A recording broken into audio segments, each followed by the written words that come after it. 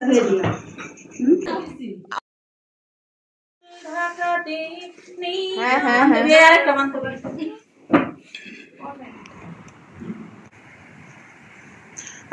আলাইকুম। প্রবাস ভবনে আপনাদের সবাইকে স্বাগত জানাচ্ছি। আমি জুথি মারি। আশা করছি যে যেখানে আছেন সবাই ভালো আছেন, সুস্থ আছেন। আজকে সকাল সকাল বের হয়ে গেছি। ইটালিতে আসার পর আমি এই ধরনের দাওয়াত আমি কখনো যাইনি, আজকে প্রথম যাচ্ছি। আমার বাচ্চারা স্কুলে, অঙ্কিতার পাপা কাজে, আমি যাচ্ছি। এটা হচ্ছে মর্নিং আড্ডা, মানে একটা খুব ভালো এবং আমার পরিচিত একটা ভাবি। এর আগেও আমাদেরকে পার্কে খাওয়াইছে গরমের সময়। তো বলছে যে একটু শীতের সময় তো আর পার্কে যাওয়া যায় না, আচ্ছা সকালে ভাবিরা সবাই মিলে আমরা একটু চা খাবো, আড্ডা দিব। তো যাই হোক, যাচ্ছি, দেখা যাক। আমার জন্য এটা একেবারেই নতুন, মানে অভিজ্ঞতাটা আপনাদের সাথে শেয়ার করব। ইনশাল্লাহ আপনাদেরও ভালো লাগবে। ঠান্ডার মধ্যে, প্রচণ্ড ঠান্ডা, তার মধ্যে বৃষ্টি হচ্ছে, একেবারে বৃষ্টি ভেজা সকাল, তাও আবার শীতের। এটা একটা ছোট্ট পার্ক, পার্কের মধ্যে দিয়ে হাঁটতে হাঁটতে যাচ্ছি। তো এখানে বিভিন্ন ধরনের খেলাধুলা হয়, বিভিন্ন জকি হয় এখানে।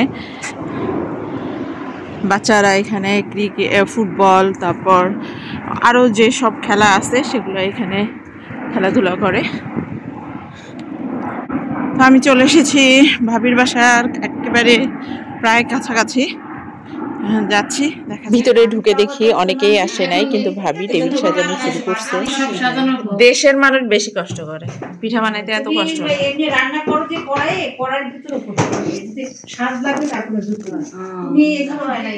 না। হোক, সমস্যা নেই।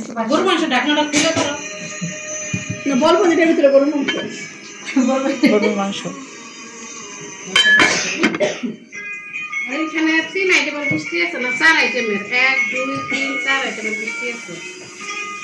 এটা না বিপরীত। ওই যে আপনার তেলের পিঠা আসছে, হ্যাঁ ওই যে আপনার তেলের পিঠা আসছে, হ্যাঁ এই যেটা আসছে, ওইটার জন্য খুবই কষ্ট পাচ্ছিলাম। মানে এইটা না, কে বানাইছে? বাংলাদেশের মতন ওইভাবে না না। এই ভাবি, আপনি খেজুরের গুড় দিয়ে করলে বাংলাদেশের মতন কালো কালো হবে, চিনি দিয়ে করলে এরকম সাদা হবে, তাই না? চিনি দিয়ে করা না? হ্যাঁ, অল্প দিচ্ছেন, কিন্তু বাংলাদেশের মানুষ তো, হ্যাঁ হ্যাঁ, কিন্তু বাংলাদেশে তো আপনার শুধুই খেজুরের গুড় দিয়ে করে, যার কারণে ইয়ে হয়। রেডি পিঠা হচ্ছে।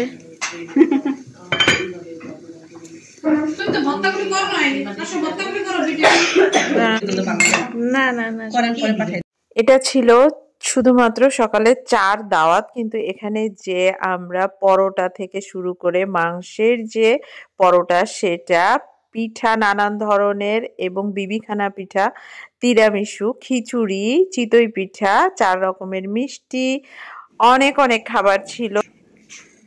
অনিবার তো ভিডিও করবে, আঙ্গুল পরে আংটি পরে আসতাম, আল্লাহ কাটাকাটি করতেছি, সবাই ভিডিও করতেছো।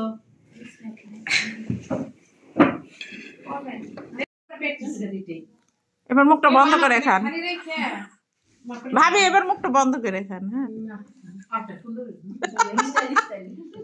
আমার তো প্লেট নেই,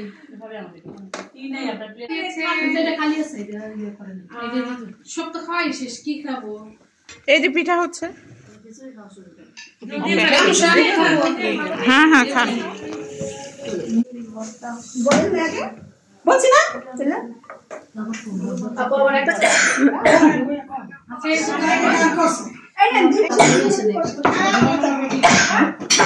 খাওয়া দাওয়া শেষ, এখন বিরতি।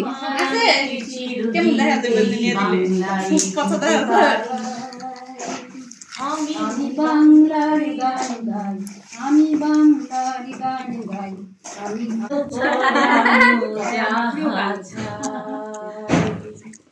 তুমি তাই, তুমি তাই গো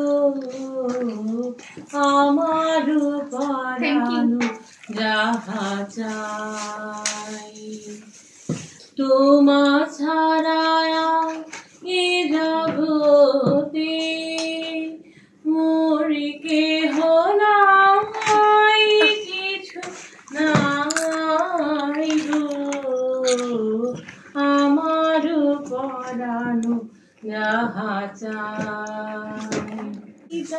চাই গো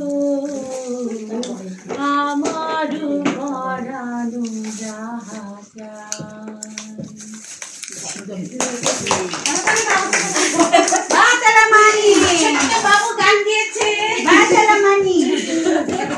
না ভাবির কণ্ঠই তো সুন্দর।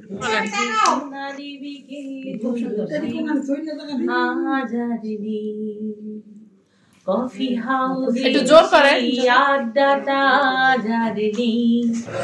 আজারিনি কোথায় হারিয়ে গেছে সোনালি বিকেল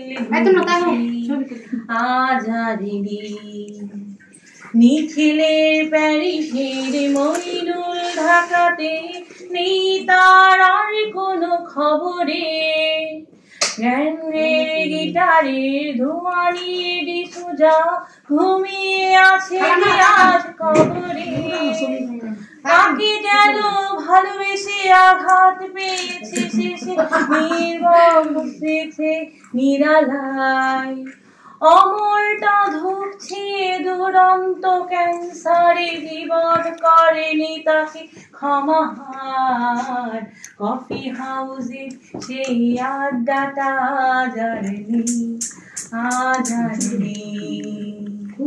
কোথায় হারিয়ে গেছে সোনালি বিকেল গুলো সেই আজারেনি চা খাওয়ার সময় আবার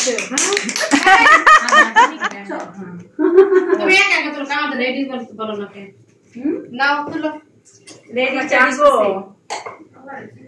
যখন গান হচ্ছে করো না নাও তুলো দেখা যাচ্ছে হ্যাঁ হ্যাঁ হ্যাঁ আরেকটা মানতে পারি